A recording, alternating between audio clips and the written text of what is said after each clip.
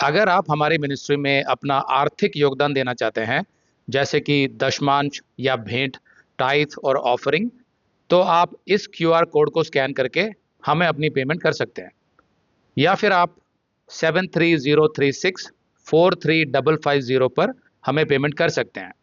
अगर आप हमारे बैंक में पैसा ट्रांसफर करना चाहते हैं, तो आप हमारे मिनिस्ट्री नंबर 7838989070 पर व्हाट्सएप कीजिए और हम आपको अपने बैंक डिटेल्स भेज देंगे।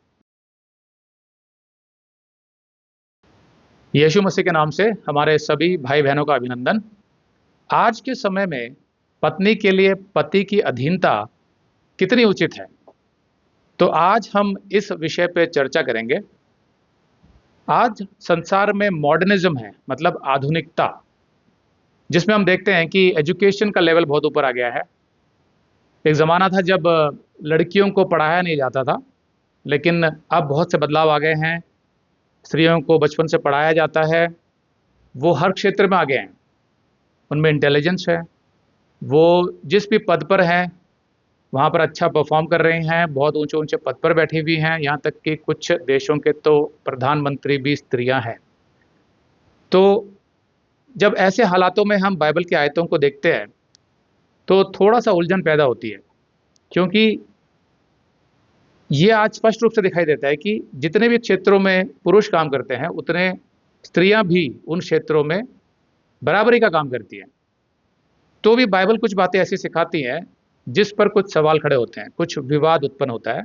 जैसे कि इफिसियों का 5:22, उसमें लिखा हुआ है, हे पत्नियों, अपने-अपने पति के ऐसे अधीन रहो, जैसे प्रभु के। क्योंकि पति पत्नी का सिर है, जैसे कि मसीह यानी यीशु मसीह कलीसिया यानी चर्च का सिर है। तो जैसे प्रभु के तुम अधीन रहते हो, जैसे परमेश्वर के अधीन रहते हो, वैसे तुम्हें अपने पति के अधीन रहना है। ऐसे पत्नियों के लिए निर्देश है परमेश्वर की तरफ से, उसके वचन में। तो अब यहाँ पर कुछ लोग कहते हैं कि भाई बाइबल तो 2000 साल पहले लिखी गई थी, थोड़ी आउटडेटेड है, पुरानी हो चुकी है। ये उस समय की स्त्रियों के लिए उचित था, उन पर लागू होता था, क्योंकि वो अनपढ़ थी, इतनी समझदार नहीं थी। लेकिन आज की स्त्रियां ऐसी नहीं है, तो उन पर ये आयतें लागू नहीं होती। लेकिन बाइबल हमें बार बार एक बात सिखाती है कि परमेश्वर का वचन कभी भी पुराना या आउटडेटेड नहीं होता। उसकी जो संस्कृति है बाइबल की, वो हर पीढ़ी के लिए है और आज भी लागू होती है। तो ऐसे में हमारे टीजीसी मिनिस्ट्री की जो यहाँ पर बहनें बैठी हुई हैं, ये सारी की सारी चारों की चारों पत्नियां हैं ये, तो इनके कुछ अनुभव रहे हैं इन आयतों को और कुछ दूसरी आयतों को लेकर, तो उसके आधार पर हम ये चर्चा करने जा रहे हैं। तो सबसे पहले मैं इन बहनों से ये पूछना चाहता हूँ कि आप लोग भी पढ़े लिखे हैं, अपने अपने क्षेत्रों में अच्छे से काम कर रहे हैं, उसके बावजूद भी आप इन आयतों को मानते हैं, लागू करते हैं, जिसको संसार नहीं मानता है आमतौर पर। तो मैं आप लोगों के अनुभव पूछना चाहता हूँ कि जब आप इन आयतों को पढ़ते हैं और इनको अपने जीवन में लागू करते हैं, तो आप कैसा महसूस करते हैं? तो सबसे पहले मैं शीनू से पूछना चाहता हूँ कि आज अगर कोई कहे कि पति घर का मुखिया होता है, जैसे बाइबल सिखाती है, जो ऑर्डर बनाया है, व्यवस्था जो परमेश्वर ने बनाई है, वो ये है कि जो पुरुष होगा यानी पति होगा, वो घर का मुखिया होगा। तो उसके आधार पर अगर कोई कहता है कि पति घर का मुखिया होता है, तो पत्नी को पति के अधीन रहना है, तो आधुनिक स्त्रियों की इसमें क्या प्रतिक्रिया होगी? ये मैं शीनू से पूछना चाहता हूँ। तो शीनू, आप मुझे बताएँ। तो मैं इसमें बताना चाहूँगी कि सबसे पहले तो अगर हम आधुनिक स्त्रियों की बात करते हैं तो उसमें विश्वासी स्त्रियाँ भी आती हैं और अविश्वासी भी आती हैं। तो अगर हम अविश्वासी स्त्रियों की बात करें तो जो अधीनता शब्द है उसको अगर आप अधीनता वर्ड लें तो वो उसको एक तरह से गुलामी समझती हैं। तो वो नहीं चाहती, आधुनिक स्त्रियाँ ये नहीं चाहती कि हम अपने पति के अधीन रहें। क्योंकि आज के टाइम पे जो हमारा समाज जिस दिशा की तरफ जा रहा है, वहाँ पे जो स्त्रियाँ हैं, वो अपने आप को पति से जो है वो पीछे नहीं रखना चाहती। वो उनकी बराबरी में हैं और वो चाहती हैं कि वो उनसे आगे ही बढ़ें अब। तो इसलिए उनको ये अधीनता जो है वो स्वीकार नहीं है, क्योंकि आज के समय में आधुनिक स्त्रियाँ जो हैं, वो यही चाह रही हैं कि हम पुरुषों को ये दिखाएँ कि हम क्या कर सकते हैं और कितना हम आगे बढ़ सकते हैं। तो इस चक्कर में वो जो है वो अधीनता जो है वो स्वीकार नहीं करना चाहती अपने अपने जो भी उनका पति जो है, जो उनका हस्बैंड है, जो उनको कहती हैं, वो उसको एग्री नहीं करती, वो अपने फैसले करना चाहती हैं।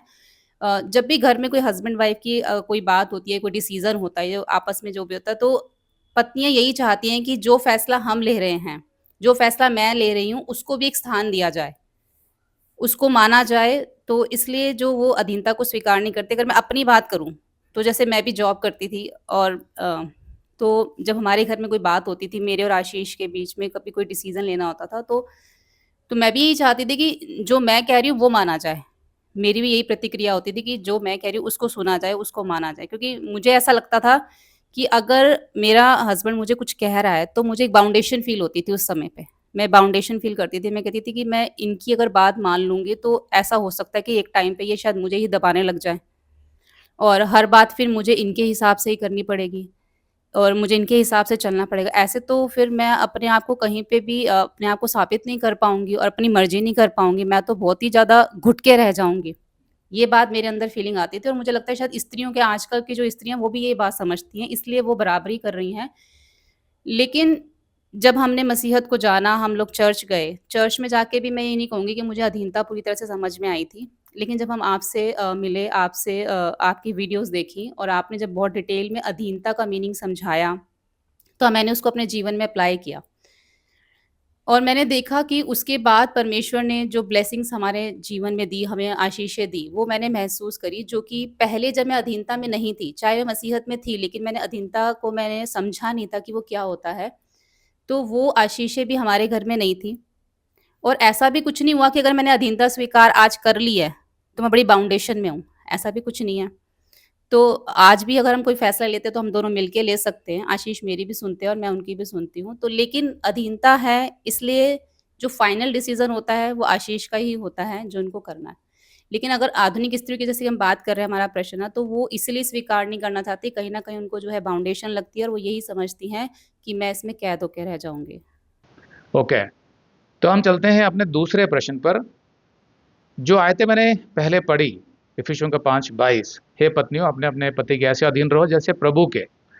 तो इसके आधार पर मैं पूछना चाहता हूँ कि इन आयतों के आधार पर पत्नी को जो पति के अधीन रहने के लिए कहा गया है, उसका वास्तव में क्या अर्थ है? भैया अगर मैं इन आयतों को ध्यान से पढ़ती हूँ कि हे पत्नियों अपने अपने पति के ऐसे अधीन रहो जैसे परमेश्वर के, तो सबसे पहली बात तो मैं यहाँ देखती हूँ कि परमेश्वर ने कोई कंडीशन नहीं रखी कि अगर तुम्हारा पति विश्वासी हो तो तुम्हें अधीन रहना है, या तुम्हारा पति वो तुमसे बहुत प्यार से बात कर रहा है तो अधीन रहना है। कोई कंडीशन नहीं है। और ये भी नहीं है कि प्लीज ऐसे करो। हमको सिर्फ एक कमांडमेंट दी गई है, हे पत्नियों ऐसा करो। क्योंकि अगर मैं माँ बनी हूँ, अगर मैं अपनी बेटी को कहती हूँ तुम्हें ऐसा करना है, तुम्हें स्कूल जाना है, तो मैं उसको एक अथॉरिटी के साथ कह रही हूँ। तो सबसे पहली अथॉरिटी तो मुझे यहाँ पे यीशु मसीह की दिखती है। और परमेश्वर ने कहा ऐसे अधीन रहो जैसे परमेश्वर के। अगर आप ये संदेश पूरा देखना चाहते हैं तो आप इसे हमारे वेबसाइट hindiiblestudy.com पर देख सकते हैं। ये वीडियो हमारे मार्च के वीडियोस में अपलोड किया हुआ है, तो जिनके पैकेज में भी मार्च का महीना शामिल है उनको ये वीडियो उनके माई अकाउंट में मार्च के वीडियोस में मिल जाएगा। अगर आप हमारे वीडियो फोन पर देख रहे हैं तो अच्छी स्पीड के लिए कृपया गूगल क्रोम या मोजिला फायरफॉक्स ब्राउजर इस्तेमाल करें। तो इनको डाउनलोड करने के लिए आप प्ले स्टोर में जाएं और ऊपर गूगल क्रोम टाइप करें, फिर आप गूगल क्रोम ब्राउजर पर क्लिक करें और उसे इंस्टॉल करें। ये एकदम फ्री है। इसी तरह आप मोजिला फायरफॉक्स टाइप करें, फिर आप मोजिला फायरफॉक्स ब्राउजर पर क्लिक करें और उसे इंस्टॉल करें। यह भी एकदम फ्री है। इसके बाद आप गूगल क्रोम ब्राउजर को क्लिक करके उसे खोलें और उसमें hindiiblestudy.com टाइप करें, मतलब पूरा hindiiblestudy.com एक साथ बिना किसी गैप के। तब हमारा वेबसाइट गूगल क्रोम में खुल जाएगा और आपके वीडियोस अच्छे से चलेंगे। इसी तरह आप मोजिला फायरफॉक्स ब्राउजर भी क्लिक कर सकते हैं और उसमें भी बिना गैप के hindiiblestudy.com टाइप कर सकते हैं। उसमें भी हमारे वीडियोस बिल्कुल आराम से चलेंगे। इसके अलावा अगर आप चाहें तो बेहतर स्पीड के लिए आप वीडियो के नीचे बने प्ले बार पर सेटिंग्स का चिन्ह दबाकर 240p 240p सेलेक्ट कर सकते हैं, जिससे आपका बहुत ही कम डेटा खर्च होगा। 240 सेलेक्ट करने के बाद आप वीडियो के बाहर कहीं भी क्लिक कर दीजिए, फिर वीडियो को पीछे ले जाकर शुरू से देखिए।